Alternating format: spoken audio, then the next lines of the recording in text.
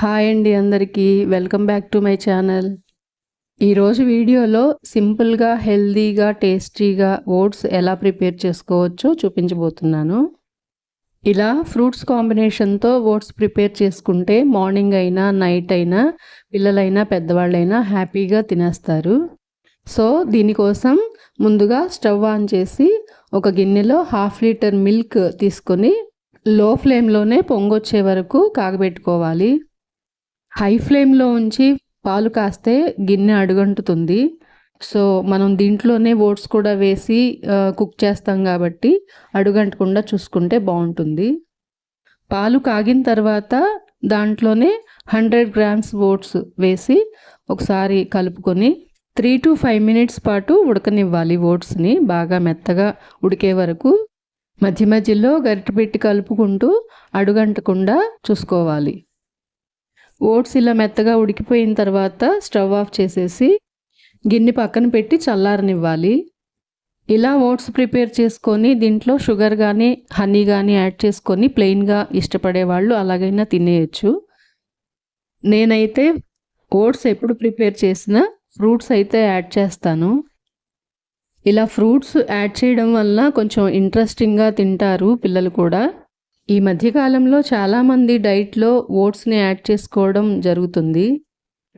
Weight loss అవ్వాలనుకున్న వాళ్ళు, అలా హెల్దీగా డైట్ తీసుకోవాలనుకున్న వాళ్ళు ఇలా ఓట్స్ని ప్రిఫర్ చేస్తున్నారు. సో పెద్దవాళ్ళైతే మార్నింగ్ బ్రేక్ఫాస్ట్లో కానీ లేదంటే నైట్ డిన్నర్లో కానీ తీసుకోవచ్చు. కాకపోతే పిల్లలకి డైటింగ్ అవసరం లేదు కాబట్టి వాళ్ళకి డైలీ పెట్టాల్సిన అవసరం లేదు. మనతో పాటు ఎప్పుడైనా వాళ్ళకు కూడా పెడితే మంచిదే, హెల్దీ ఫుడ్డే కాబట్టి కొంచెం ఇంట్రెస్ట్గా తింటారు. ఇక్కడ నేను తీసుకున్న క్వాంటిటీకి 3 to 4 మెంబర్స్ తినొచ్చండి. సో సగం యాపిల్, అలాగే 1 or 2 బనానాస్, ఒక దానిమ్మకాయ ఒలిచి పెట్టుకున్నాను, ఆ దానిమ్మ గింజలు, అలాగే పండిన బనానా ముక్కలు, యాపిల్ ముక్కలు, ఖర్జూర పండు గింజ తీసేసి అవి కూడా యాడ్ చేసుకున్నాను స్వీట్నెస్ కోసం.